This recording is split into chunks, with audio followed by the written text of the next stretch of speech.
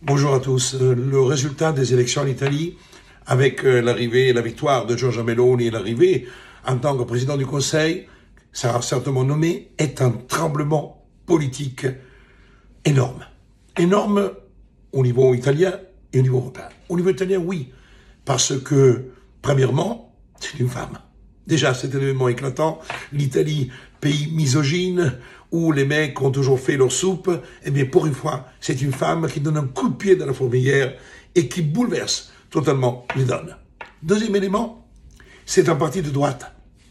Mais d'une droite, le mot extrême ne me convient pas, d'une droite forte, qui souveraine, qui considère que la République italienne doit toujours exister avec ses valeurs, sa culture, et que cela est un langage qui semblait déranger beaucoup de monde, alors que 26% des Italiens qui ont voté ont considéré ces principes comme étant les leurs. Et ensuite, c'est un tremblement de terre européen. Pourquoi?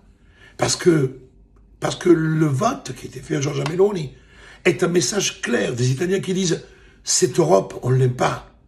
Cette Europe technocrate avec Madame von der Leyen qui avant les élections menace l'Italie de sanctions si les Italiens vont voter à l'encontre de ce qui est la gouvernance. Si les Italiens vont voter à l'encontre de ce qui est cette Europe plutocratique, technocratique, qui n'en a rien à cirer des projets de vie, mais qui a comme seule chose, c'est l'argent, l'argent, l'argent.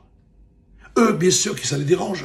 Parce qu'aujourd'hui, avec la Suède, avec des pays comme l'Hongrie et d'autres pays qui n'attendaient peut-être qu'une seule chose, de voir un peu ce qui allait se passer en Italie, que peut-être il y a un front, comme on appelle un front de l'Est, qui va s'ouvrir. Cette Europe n'est pas l'Europe de Giorgia Meloni, cette Europe n'est pas l'Europe des peuples, cette Europe ne doit plus continuer de la sorte. Il faut que la République de chaque pays soit retrouvée, que la démocratie réjaillisse à nouveau. On connaît ces principes, le tirage au sort d'un parlement qui représente le peuple, eh bien ce sont des idées de modernité et de démocratie. Voilà, merci beaucoup et on va voir suite au prochain épisode.